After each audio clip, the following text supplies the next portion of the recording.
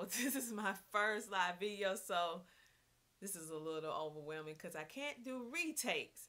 But at any rate, I want to come to you guys to talk to you about reading and special needs. So if you have a child that has special needs or learning disabilities, dealing with dysgraphia, dyslexia, autism, they just can't sit still. I just want to share with you one of the things that I actually use for my son in this video. And one cool thing that I actually learned about the brain. But the first thing I want to talk to you about is just to let you guys know that it's not just you that having trouble with your children, or maybe some of you are having issues with your child dealing with reading. They're not reading at the place where you want them to read, or you compare them to their other siblings and you say, well, this child learned how to read at this age, and now I have my child, my daughter or my son, who can't read yet or can't read that well. I just don't understand. Am I failing as a parent because my child is not reading on grade level, or my child is not reading where I think they should be at this particular point? And I just want to let you know that you're not alone out there. You're not alone, because even in public school, a lot of children are having trouble with reading. That's not something that's uncommon. And it's not, your child is not having those problems just because you're homeschooling. But the cool thing about homeschooling is that if your child do have some underlying learning issues, you have time to work through it and find out what's actually going on. But let me get right to it. What I have learned about the brain, because I did research, extensive research about the brain. And you don't have to feel guilty from letting your child listen to an audiobook, because an audiobook, how your mind processes information, your brain processes information, when you're listening to an audiobook versus you reading a book yourself, your brain can't differentiate which is which. Your brain receives the same benefits as if you were sitting down reading the book. So I just want to give you that little tidbit first.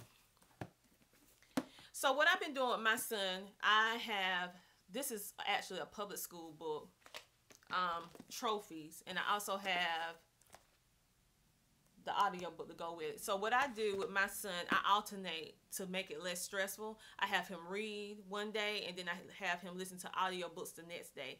And I kid you not, this has been helping my son so much. I also have audiobooks that I don't have the hard copy books to as well, that he uses. And it's helping him with reading comprehension. It's helping him with vocabulary. It's helping him with pronunciation. It's helping him with just overall focus. He really, really likes, and the reason why I let him listen to audiobooks is because he has the opportunity to hear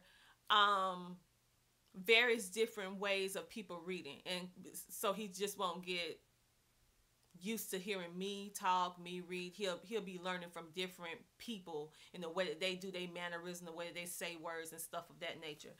And my son actually listens to the audiobook at times and follow along with it, the book.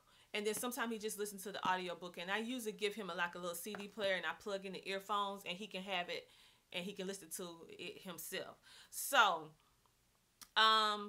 my son is doing quite well. And I'm one of those homeschool moms that I can't afford to go buy all these high-priced curriculums that's geared towards the special needs community with their children with homeschooling, because it's super duper expensive and it's super duper pricey. I can't afford it. So I had to get creative and learn how to do things that would help my family. So you don't have to go out and buy this price, because this right here is this was copyrighted, I think, in 2005 or 6, and this is an excellent audiobook. And then I have some other audiobooks that my son used as well. So again, I just want to give you some encouragement. If you have your children that are not reading where you want them to read, rest assured they will get there. Just be patient and just keep using and doing different things to help them so that they will get there. But try not to make it a stressful situation for them. And my son is doing quite well with the audiobooks and the hard copy books as well. So this is Tina from Lakeshore Academy doing my first live video. It's a little nerve-wracking. There'll be better in the future. Have a good day. Bye.